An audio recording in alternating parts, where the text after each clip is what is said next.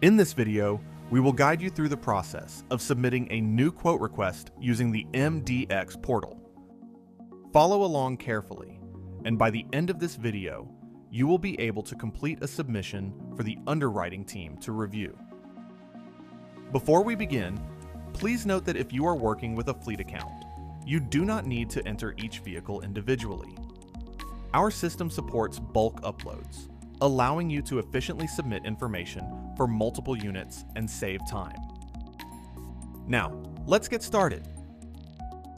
The first step in creating a quote is the General Information section. Here, you will enter the basic details about the insured trucking company. This information allows our underwriting team to identify the business and begin evaluating the risk. At the top of the page, you will see the Permits section. Here you will enter the company's operating identifiers, such as the USDOT number, MC number, and any applicable state permit numbers. These identifiers allow us to verify the company's federal and state registrations. Below that, you will find the Customer Detail section. Here you will enter the basic information for the insured business. This includes the company's name and the DBA, or doing business as. Add the phone and fax numbers, business structure, and the state where the company operates. You will also need to enter the email address and specify the number of years the company has been in business. In the contact field, enter the name of the agent who's submitting the quote. If you already have a quote prepared for your client in your company's format, you can upload the file here. At the bottom of the page, you will find an open comments field where you can include any information you consider important. This comment section will be available throughout the entire process, so you can use it whenever you need to add additional information. Once all required information has been completed, click Next to continue to the next step of the quote process. The first step in creating a Next, we have the Documents section. Here you can attach important documentation that may help our underwriting team better evaluate the risk. To upload a document, simply select the file using the Upload option and add any relevant notes in the comment section if needed.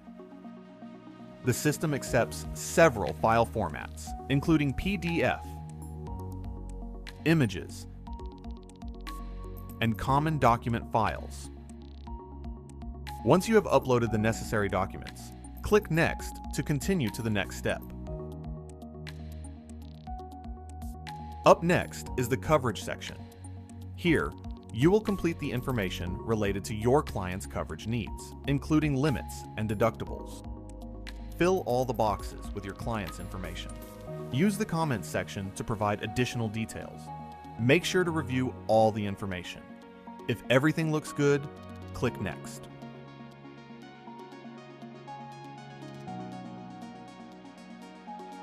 Now we are in the Address section. The mailing address is where the company receives correspondence. We will need a physical location. Please keep in mind that P.O. Box addresses are not accepted. The garaging address is where the vehicles are typically parked or stored. Enter all the information, and once again, use the Comments section if you need to provide any additional details. Once everything is ready here, click Next. In the Area and Commodities section, you will define where your client operates and the type of cargo they transport. Select the operating radius. Just a quick note, the 11 Western States option does not include Texas.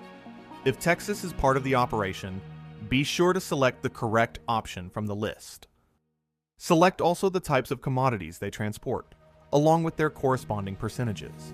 You can add multiple commodities to reach a total of 100%. When you finish, click Next. Now we are in the Driver section, and here you will add the drivers associated with the policy. You can upload a file and the system will automatically process it, or you can do it manually. If you upload a file, you will then see this message.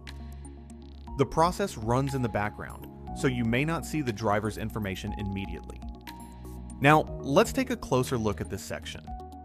It is very important that all of the driver's information is complete, even when using the AI Analyzer feature to upload documents. Make sure to include the driver's full name, date of birth, license state, and years of experience.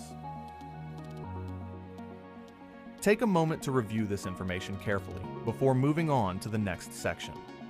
Once all drivers have been added, click Next to continue. The Vehicle section works very similarly to the Drivers section. You have the option to upload a file and let the system process it, or you can enter the information manually. It is very important to select the correct vehicle type. Make sure the type matches the actual vehicle being added. For example, a tractor must be listed as a tractor, a box truck as a box truck, and a pickup as a pickup. Do not use the general truck option.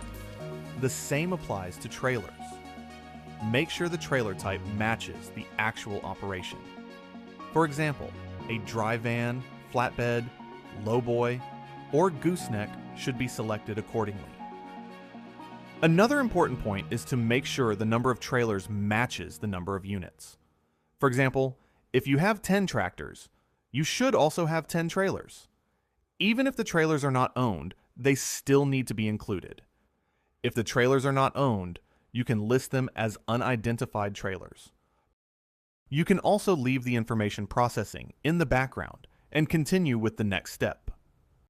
Although the system allows automated uploads, it is important to review the information to ensure accuracy before proceeding. Let's move on to the next section.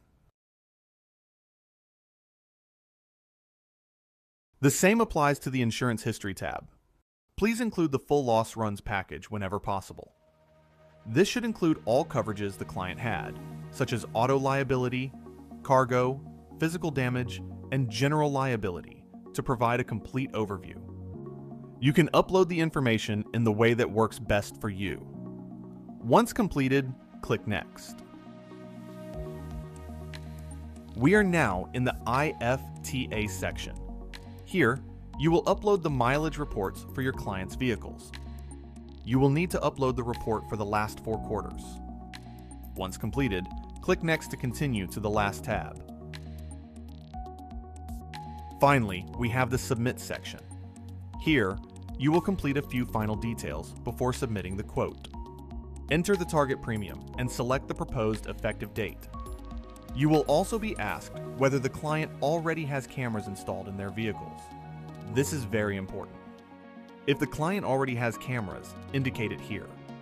Providing accurate information helps avoid unnecessary shipments and additional costs.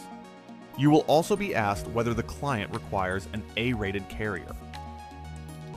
Include any final details that may help complete the submission in the comments section. And if everything looks good, click Save and Review. After clicking Save and Review, you will be directed to the Entity Requirements Review page. Here you will see a list of any missing documents. Review this carefully. This is a very important step in the process. Complete or upload the documents listed here. If you are unable to provide one of them, make sure to leave a comment. Then, click Submit. And that's it. You're now ready to submit a complete quote request.